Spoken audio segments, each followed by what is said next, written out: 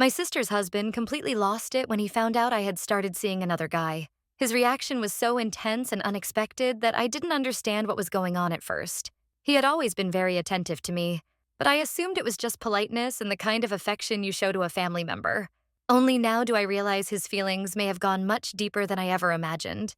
I stood by the window, my hands trembling on the sill, trying to process what he had just said. But what about us?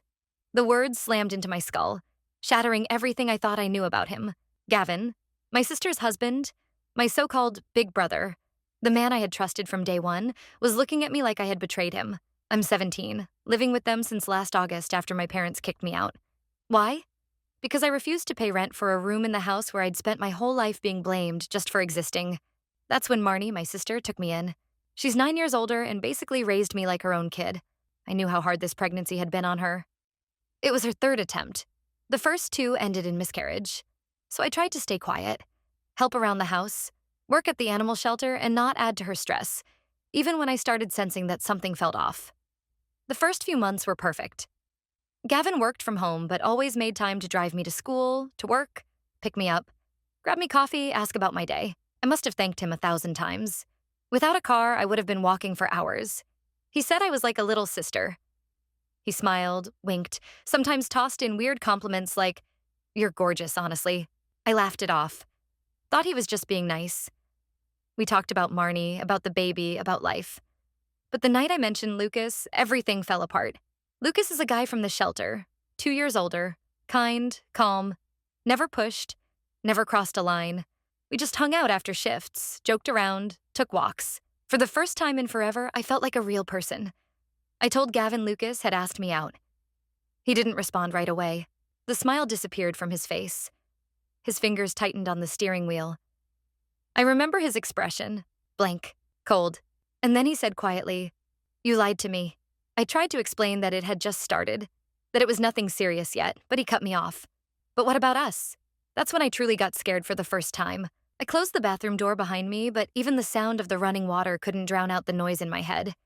His voice, his eyes, everything inside me was screaming that this wasn't care, wasn't friendly concern anymore.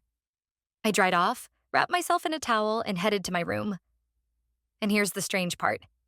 He was standing in the hallway, just standing there, like it was a coincidence.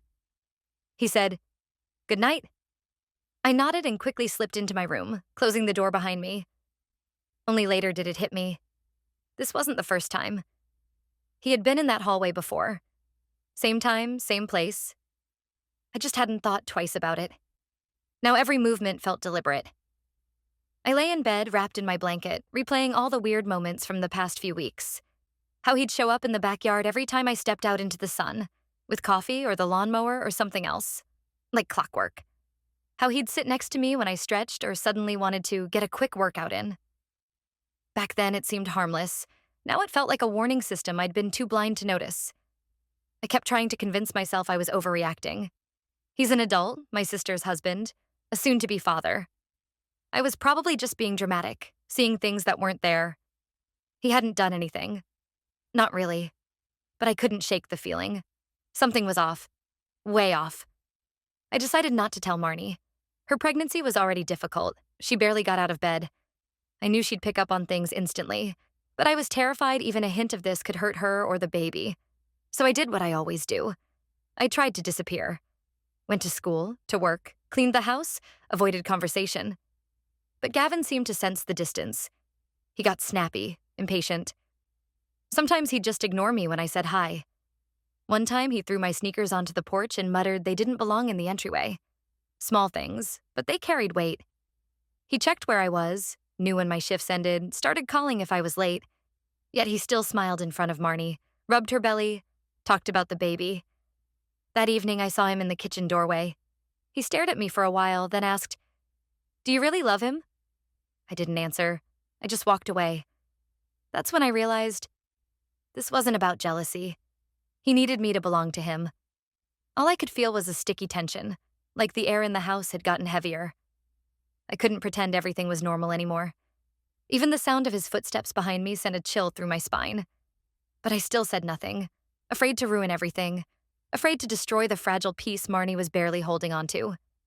I started leaving my room only when I knew he wasn't around. I'd stay late at the shelter, cleaning slower on purpose just to avoid going home. But Gavin started showing up at the gates. Said he was just passing by. Sometimes he'd wait in the car until I came out. I'd smile, pretend I was fine, get in because it was easier.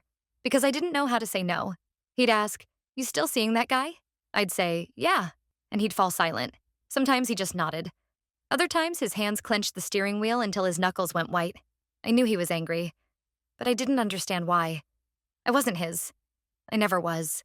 I hadn't done anything wrong, hadn't led him on. And still, I felt guilty. Lucas started noticing something was off. He asked if I was okay. I said I was just tired. But I couldn't even look him in the eye. Like one wrong move would shatter what little stability I had left. One day I stayed late by the kennels, and when I came out of the shelter, Gavin was already there. Standing by his car, staring at me like I owed him an explanation. I froze. He took a step toward me. I wanted to run, but my legs didn't move. He said he was worried, that I'd become distant, suspicious, that everything between us had changed. "You know I'd never hurt you," he said quietly.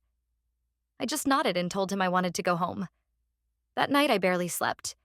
I lay there staring at the ceiling, trying to figure out how to get out of this without destroying everything. I knew this wasn't about misunderstandings or awkward moments anymore. It had become a threat. Unspoken, invisible, but very real. I started waking up in the middle of the night to the sound of his footsteps.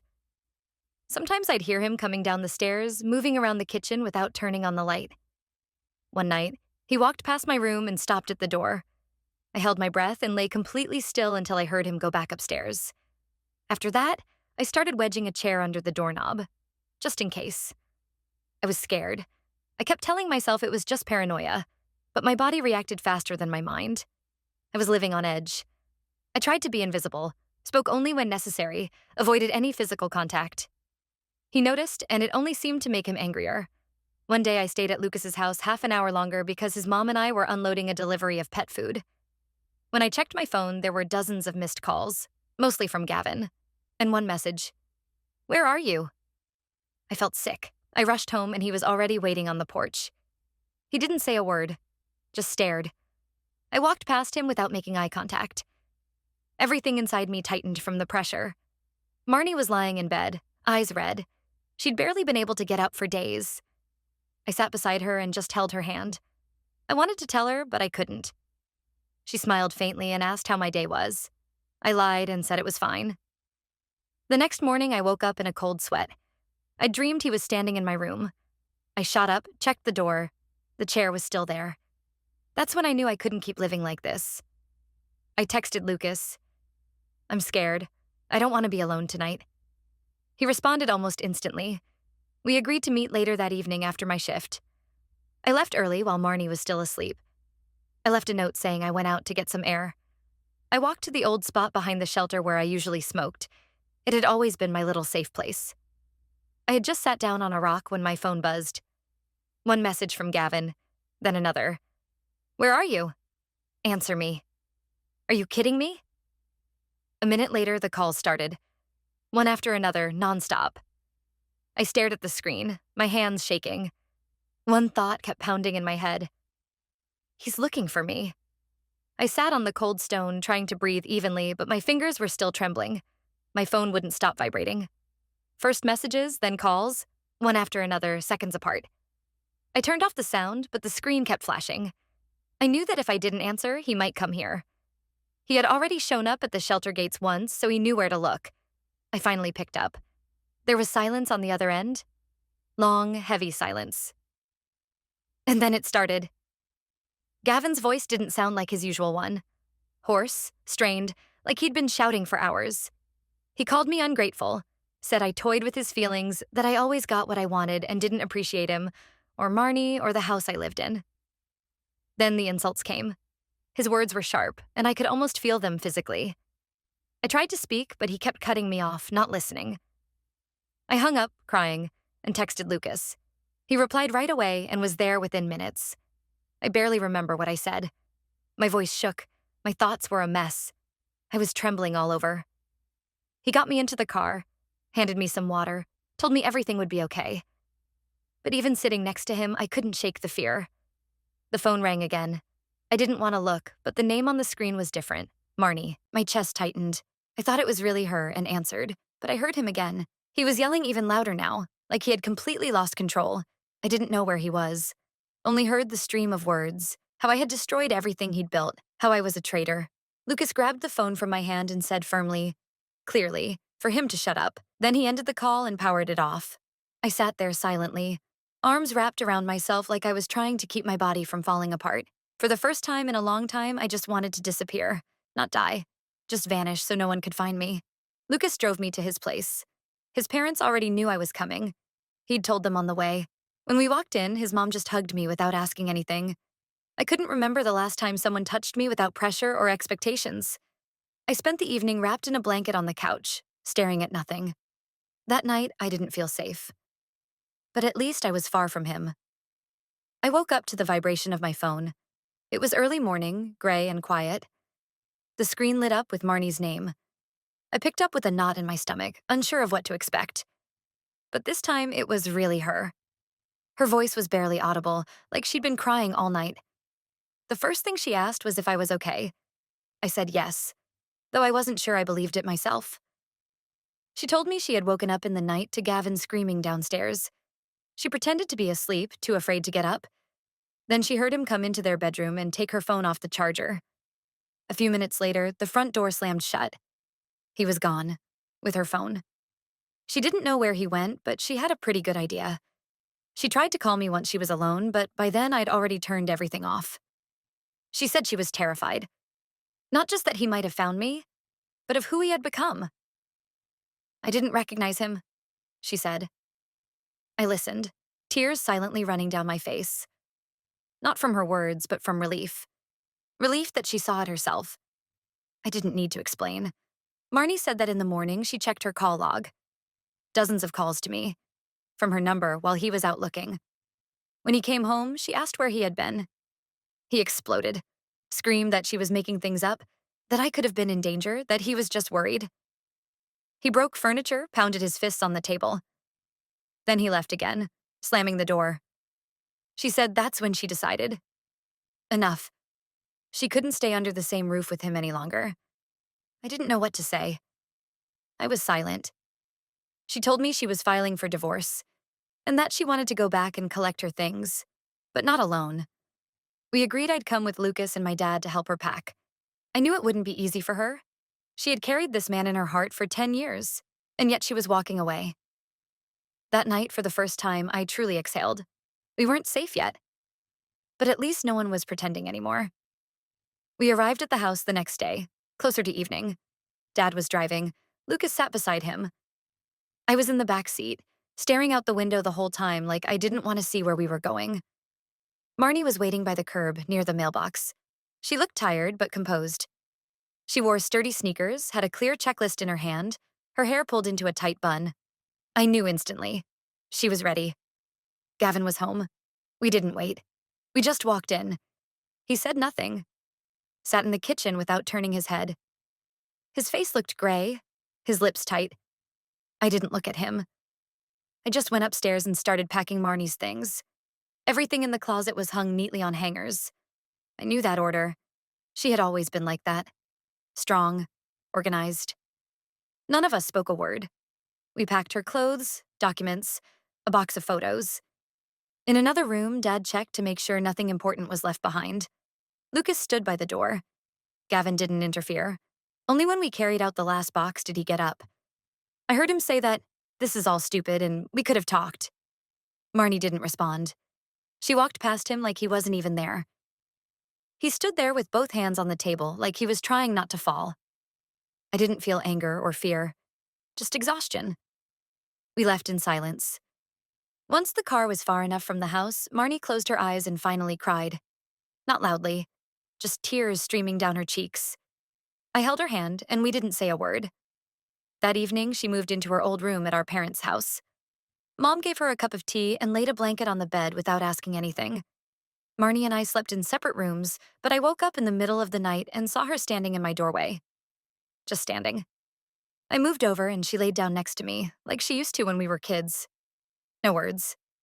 I didn't know how long she'd stay there, how she'd cope, but I knew one thing. She got out, and so did I. The next morning, we went to the shelter together. I picked up where I left off, and for the first time in a long time, I felt the ground solid beneath my feet. I didn't have to pretend anymore. We were alive, and that already meant something. A few days later, Marnie lost the baby. She sat silently on the bed, staring at the wall, one hand resting on her stomach like she was still trying to feel something. I sat beside her, not knowing how to comfort her. Words felt useless. I just held her shoulders while she breathed slowly, the way they taught her in prenatal classes.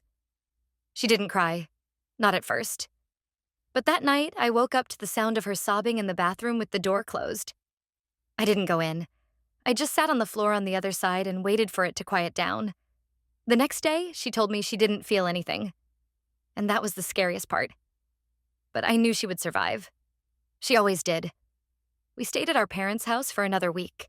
I went to work and Marnie started painting again, an old sketchbook, paints that had been sitting in the attic. She didn't say much, but each drawing felt like a scream. Lucas came by often, brought food, sometimes stayed over. We didn't talk about what had happened, but his presence made me feel like I was on the right path. One day, I wrote a short post online, thanking the people who had read and supported me. Without them, without their advice, I might never have taken that first step. I thought a lot about how easy it is to miss red flags when you trust someone, and how hard it is to speak the truth when it might shatter someone's belief. But silence is always worse. Silence makes you complicit. Sometimes danger doesn't wear a monster's face. It comes with a smile, concern, and a set of house keys. That's why the most important thing is learning to trust yourself. Your fear. That quiet feeling that something isn't right. It's not weakness. It's a warning. And I will never ignore it again. Now Marnie is slowly finding her way back to life. I'm working again, going to school. Sometimes Lucas and I go to the movies or just walk together without saying a word. Sometimes I still wake up with a cold weight in my chest. But then I look around. I'm not there anymore. I'm safe. I survived. We both did. And from that, something new begins.